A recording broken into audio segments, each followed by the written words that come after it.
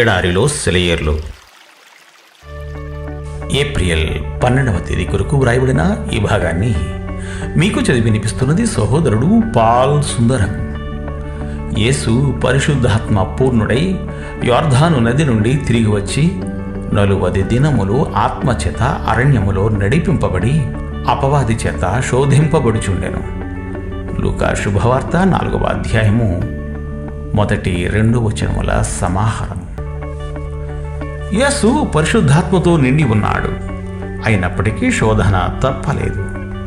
శోధన అన్నది మన దేవునికి ఎంత దగ్గరగా ఉంటే అంత బలంగా వస్తుంది.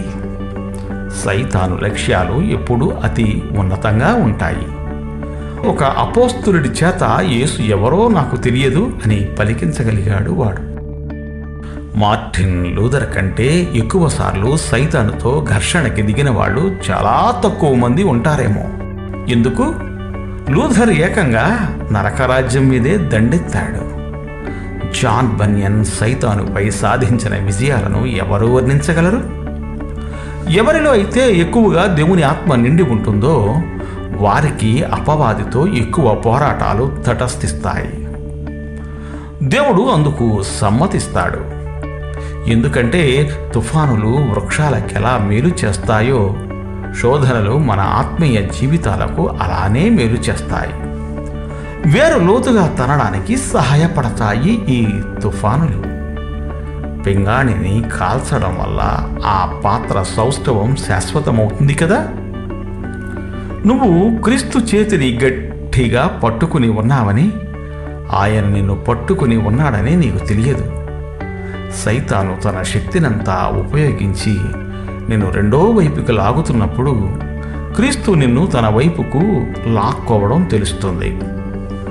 అసాధారణమైన కష్టాలు వస్తే అవి మనం చేసిన అసాధారణమైన పాపాలకు ప్రతిఫలం అని భావించకూడదు. కొన్నిసార్లు అవి అసాధారణమైన కృపకు ప్రతిరూపాలే. తన ఆభరణాలను మెరుగుపెట్టడానికి దేవుని దగ్గర పదునుగల పరికరాలు చాలా ఉన్నాయి. ఆయన ప్రత్యేకంగా ప్రేమించి ఎవరినైతే ఎక్కువ తళతళలాడేలా చెయ్యాలనుకుంటాడో వాళ్లపైన ఎక్కువగా తన పరికరాలను వాడతాడు. ఇది నా వ్యక్తిగత సాక్ష్యం. దేవుడి కర్మాగారంలోనికి, కొలిమికి, సుత్తులకి సానబెట్టే పరికరాలకి నేను రుణపడి ఉన్నాను. అసలు బెత్తం ద్వారా తప్ప నాకై నేనంటూ నేర్చుకున్నది ఏదైనా ఉందా అని నా అనుమానం. నేను శిక్షణ పొందుతున్న గదిలో చీకటి క్రమ్మిన వేళలో నేను స్పష్టంగా చూడగలను. దేవుడు మిమ్ము దీవించుగాక. ఆమేన్. ఆమేన్.